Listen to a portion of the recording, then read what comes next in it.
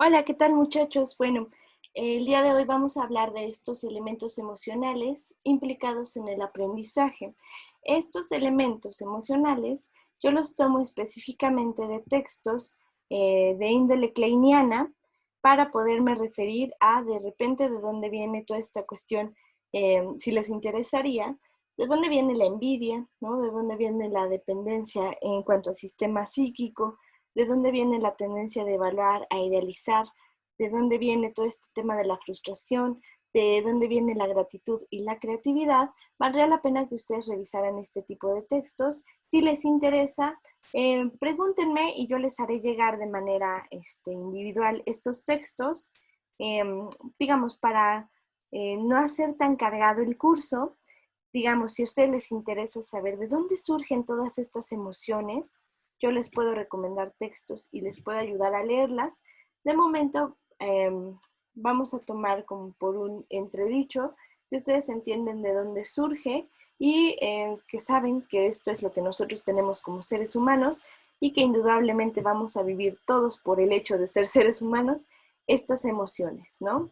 Que no todos vamos a poder llegar a la gratitud y a la creatividad, pero todos vamos a sentir envidia, que todos vamos a sentir la dependencia, que todos vamos a sentir voracidad en ese sentido y de dónde vienen, ¿no? Y bueno, entonces empecemos hablando cuál es la cuestión que tiene que ver respecto a la dependencia con el aprendizaje. Cuando nosotros estamos hablando del ser humano, estamos pensando que al nacer nosotros somos la especie más incapacitada para la vida, por así decirlo, que cualquier otra especie. ¿Cómo sería esto? Bueno, pues cuando de repente los venados nacen, al momento de nacer, el venado empieza a experimentar y puede empezar a correr. Un niño, no humano, tarda incluso hasta 3 años para poder empezar a controlar mejor la capacidad motriz de sus piernas. El changuito puede aprender a abrir nueces a los meses de vida para poderse alimentar a sí mismo y el bebé no. Incluso hay veces que uno no aprende a cocinar hasta que no tiene 15, 20 años, ¿no? Digamos, nosotros por nuestra constitución y nuestro defecto por ser seres humanos, vamos a depender del otro, específicamente vamos a depender de mamá. Entonces esto lo que va a generar es que ante nosotros sentirnos dependientes y sentir que nosotros necesitamos que mamá nos pase la galleta porque no alcanzamos el frasco de galleta, necesitamos que mamá venga con la leche porque a los meses de nacido nosotros no podemos darnos leche a nosotros mismos, vamos a caer en cuenta, ¿no? De la realidad de que somos dependientes. Nosotros dependemos de los otros, dependemos de que, ¿no? Por ejemplo, pensémoslo ahorita, de que el repartidor de Rappi esté disponible para que te traiga comida. Dependemos de que la verdulería y la carnicería abran para poder comer, ¿no? Lo bueno es que nosotros tenemos muchos lugares donde podemos conseguir comida, pero nosotros solos, por nosotros mismos, no somos capaces de ser dependientes al 100%. Esta idea de por eso somos seres sociales, somos seres en relación, porque nosotros solitos moriríamos, ¿no? Y hablando anímicamente, podemos pensar, ¿no? Porque me dirán, ¿y qué hay el que puede vivir en la cabaña solo? En algún momento tiene que bajar al pueblo, intercambiar trabajo para poder estar con otro ser humano. En algún momento incluso necesita convivir con mascotas, estar con alguien, porque si no, la mente humana se trastoca, la mente humana enferma si no estamos en relación con el otro. A veces, incluso estando en relación con el otro, enfermamos de envidia, de celos, de voracidad, ¿no? De ganas de destruir al otro, de dónde creen que surge la guerra y todas estas vicisitudes que tienen que ver eh, con nosotros como especie agresiva, ¿no? Y violenta. Entonces, ante el tema de darnos cuenta de que nosotros somos dependientes, tenemos dos opciones: tolerar la dependencia o negar la dependencia. Cuando uno niega la dependencia, es cuando uno siente que se construyó solo, ¿no? Cuando uno siente que no necesita de los demás para poder estar él, ¿no? Y entonces, ¿qué es lo que sucede? Las cuestiones de las que dependemos del otro se van a devaluar, se van a hacer menos importantes, ¿no? De repente, ¿qué es lo que va a suceder? Te dan, llegan tus papás con una despensa para ti y si nosotros estamos en una situación de negar la dependencia, vamos a empezar a decir, esto ni me sirve, ¿no? Ay, no, pero es que esta comida no me gusta. Ay, es que no este no es mi favorito, ¿no? Y entonces vamos a empezar a negar y vamos a devaluar esto de aquello de lo que nosotros dependemos, ¿no? Entonces, negar la dependencia también se puede experimentar como este tipo de personas que necesitan o sienten que tienen que hacerlo todos solos, ¿no? Y entonces no permiten que nadie les enseñe, no permiten la ayuda de los otros. Y entonces, digamos, son personas que o constantemente están buscando mantener la situación de no dependencia a partir de hacer las cosas por ellos mismos y no tolerar cuando de repente hacen las cosas mal y excusarse bajo la idea de es que yo lo tuve que aprender solo. No, no tuviste que, quisiste aprenderlo solo porque no tolerabas depender del otro. O por otro lado, podemos tolerarla y entender que pues sí, efectivamente necesitas de una profesora, ¿no? Que te enseñe los textos para que los puedas entender. Efectivamente necesitas de alguien que te haya enseñado a cómo hervir una papa, ¿no? Necesitas de alguien que te haya enseñado a leer, a escribir, a pensar, ¿no? Necesitas del otro para poder empezar a armar tu identidad y para poder empezar a aprender. En otros casos, ¿no? Ante la dependencia, no lo anoté aquí, pero podría suceder que ante la dependencia uno termina rindiéndose y entonces siente que todas las cosas se le tienen que dar porque él no puede, ¿no? Y entonces sientes que te tienen que dar la comida ya hecha papilla porque tú no la puedes masticar. Necesitas que a ti te den la clase explicada porque el texto no lo puedes entender. Digamos, eso es un exceso de dependencia, es una incapacidad como para poder entonces uno empezar a tolerar que sí, efectivamente, eres dependiente, pero que también necesitas de poder tolerar de esta dependencia para empezar a independizarte y poder empezar a hacer las cosas por ti mismo. ¿Cómo es que vas a poder empezar a hacer las cosas por ti mismo? Lo vamos a empezar a ver más adelante, ¿no? Con el tema de la gratitud y de la creatividad. Otro aspecto como elemento emocional que vale la pena hablar en el aspecto del aprendizaje es el tema de la envidia y de la valoración. Nosotros cuando vemos que el otro es capaz de hacer cosas, de ser creativo, de darnos leche, ¿no? De darnos comida, de darnos aprendizaje, tenemos dos caminos que podemos tomar.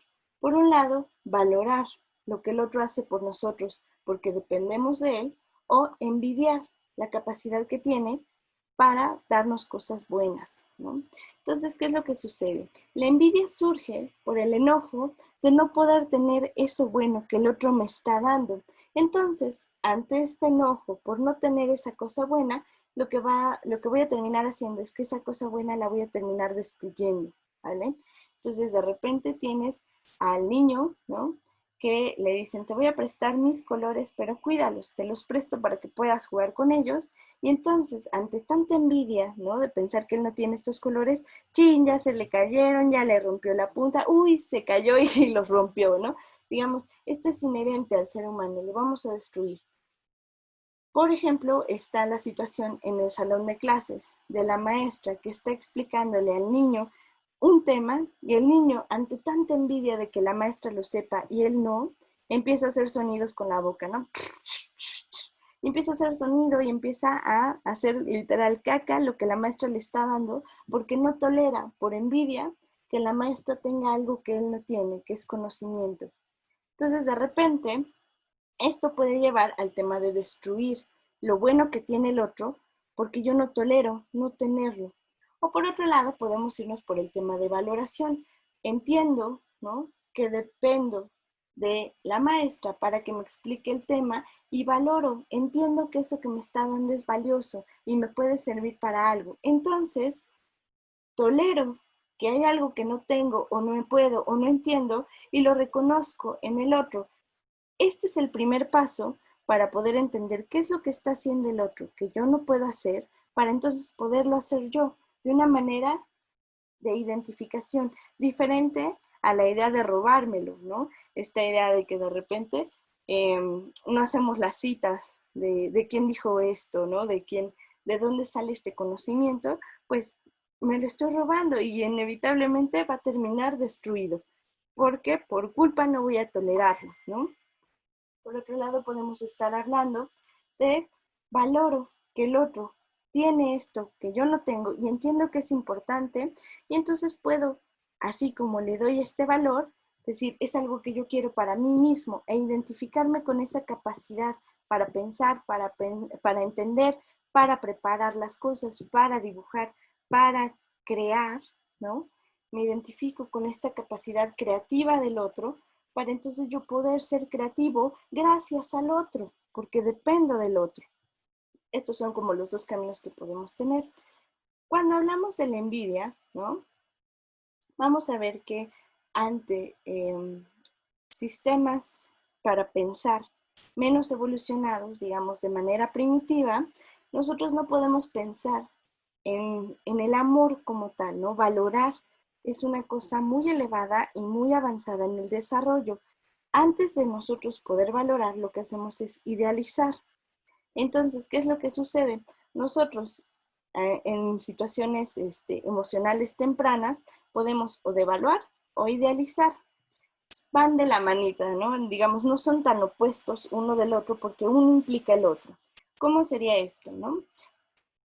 Idealizar quiere decir que lo vamos a agrandar a algo magnífico, porque es algo que nosotros no tenemos o no podemos, o que nosotros reconocemos en nosotros mismos, y por narcisismo y por dolor, a que estamos pequeños, a que estamos chiquitos, a que no podemos hacer todas las cosas, tendemos a idealizar aspectos tanto nuestros como del otro, ¿no?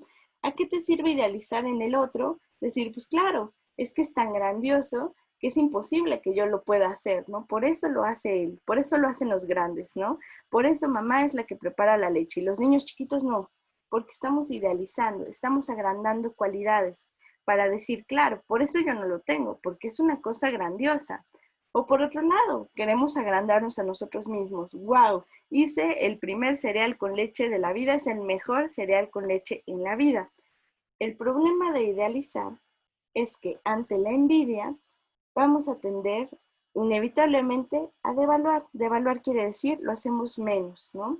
Entonces de repente nos encontramos con los sistemas infantiles de la mente, sistemas primitivos, emocionales, que o idealizamos a mamá, idealizamos a la profesora, idealizamos a aquel que nos da esta fuente de esto que yo no tengo, o idealizamos contenidos propios y de repente, ante cualquier situación de frustración, ante cualquier situación en donde detectamos que no es tan grandioso como pensamos, lo que tendemos a hacer es a devaluar, ¿no?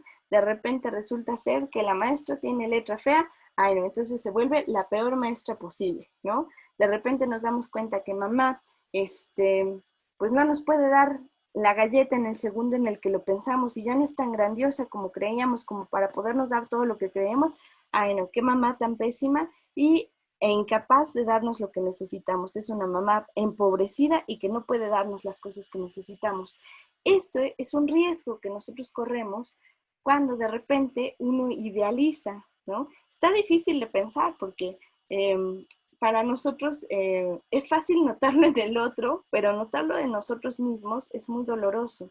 Por eso son sistemas contra los que nos vamos a estar defendiendo. Entonces, si nosotros estamos idealizando como, wow, es el mejor novio del mundo, es el mejor actor del mundo, es la mejor profesora del mundo, el mejor profesor del mundo, inevitablemente en algún momento lo vas a terminar devaluando porque le vas a encontrar un defecto por envidia y va a terminar siendo pésimo, ¿no? Este es un funcionamiento normal en el ser humano, no quiere decir que sea sano, pero es algo que va a sucedernos, a no ser que nosotros logremos emocionalmente evolucionar y tolerar, ¿no?, ciertas emociones. ¿Cómo se puede dejar de devaluar e idealizar? Gracias a estos dos que están aquí abajo, ¿no? El primero es tolerar la frustración. Tolerar la frustración implica que así como tú no lo tienes todo y no eres tan chingón como creías, tampoco lo es el otro. Tolerar que no va a estar para ti todo el tiempo, que a pesar de que tienes la dependencia por el otro no tiene, ¿no?, la responsabilidad ni tiene la capacidad para estar pegado a ti en todo momento. Y entonces tienes que tolerar la frustración de que mamá, pues de repente inevitablemente tenga que ir al baño y deje de atenderte a ti, bebé, ¿no?, para cubrir tus necesidades. Entender que de repente mamá va a tener otros hijos, entender que mamá tiene que salir a trabajar, que tiene que pasar tiempo de calidad con su esposo, que tiene que pasar tiempo de calidad con ella misma y no estar pegada a ti en todo momento.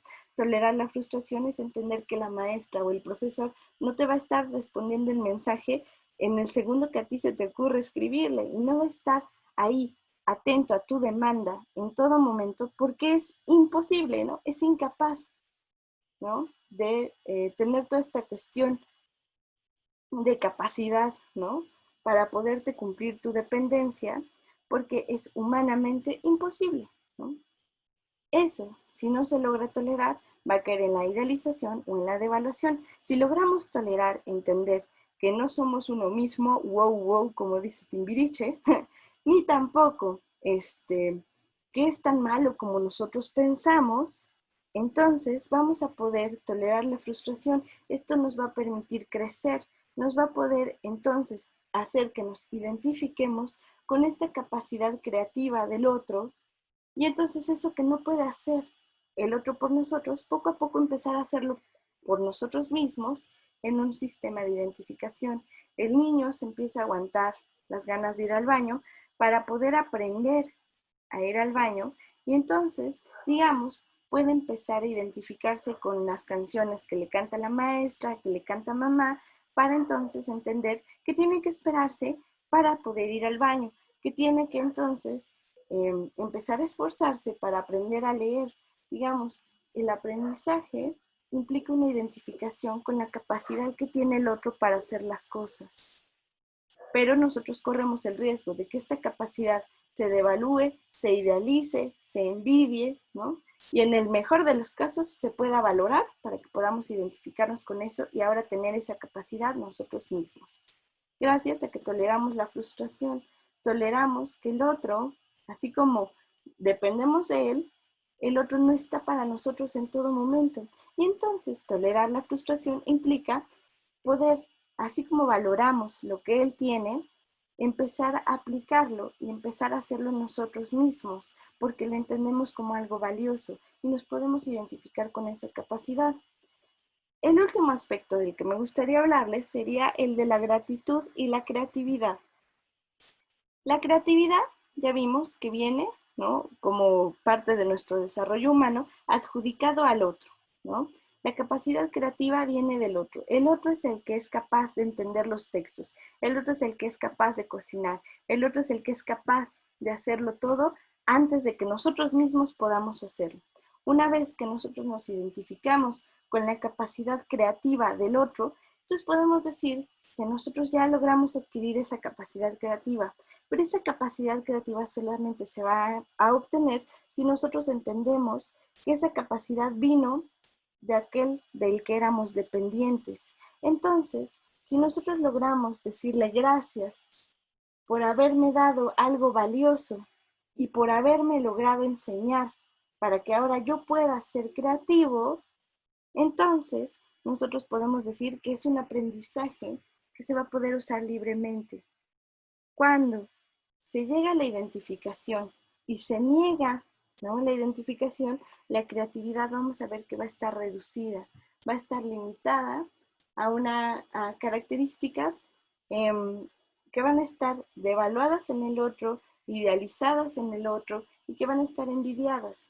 Nunca falta el que tiene una cuestión creativa, ¿no?, pero por no tolerar la gratitud es envidioso en darle el reconocimiento al objeto y entonces es el típico que no quiere compartir, que no quiere enseñar, que no quiere dar cosas a los demás porque está receloso, ¿no? Así como no puede dar al otro, tampoco puede reconocerle al otro las capacidades que le dieron, ¿no? Entonces, digamos, para nosotros poder llegar al aprendizaje como tal, requerimos de haber logrado librar la envidia, la devaluación, la idealización, de tolerar la frustración, de poder entonces dejar de negar la dependencia, tolerarla, la frustración y valorar lo que tiene el otro para así poder identificarnos y tener gratitud con este aspecto creativo. Se dice, es diferente memorizar las cosas a aprenderlas. Memorizar implica repetir como perico lo que se te ha dicho, pero aprender las cosas, ¿no? Que decir, tú ya la tomaste, lo hiciste tuyo y ahora puedes hacer uso libre y creativo de aquellos conocimientos que tú obtuviste. Hay personas que cuando tienen un aprendizaje, eh, son capaces de decir, claro, esto que me está enseñando esta lectura o esto que estoy leyendo es aplicable a estas otras formas. Cuando eso pasa es porque la persona pudo tener valoración, gratitud para volverlo algo creativo. La persona que esté envidiosa no va a poder entender para qué le sirven los contenidos que lee, ¿no? No va a poder entender por qué se le dan ciertos temas, no va a poder entender qué es lo que está diciendo el otro de enfrente porque está pasado por la envidia y por la devaluación, ¿no? Entonces hay un meme muy chistoso, ¿no? Que dice, profesor, las matemáticas y este ejercicio de matemáticas que usted me está enseñando, ¿de qué me va a servir? ¿No? Y entonces le dice el profesor, a ti de nada, pero a alguno de tus compañeros que sea más listo puede que le sirva de algo, ¿no? Digamos, traducido otras palabras, aquel compañero tuyo que logre tener gratitud y valoración va a poder identificarse con ello y va a poder hacer algo creativo con eso, ¿no? Entonces, digamos, el aprendizaje no es una responsabilidad del docente, no es una responsabilidad del maestro, es una responsabilidad del alumno por tolerar y valorar, ¿no? Bueno, con esta reflexión los dejo. Este es el tema que va a venir en su examen. Les subiré pronto otra clase de explicando alguna lectura que dejemos para afianzar un poco más este tema, ¿vale? Y bueno, si tienen alguna duda, pueden escribirme, yo estaré atenta, pero este es el tema que va a venir en su examen de tercer parcial. Nos vemos, muchachos.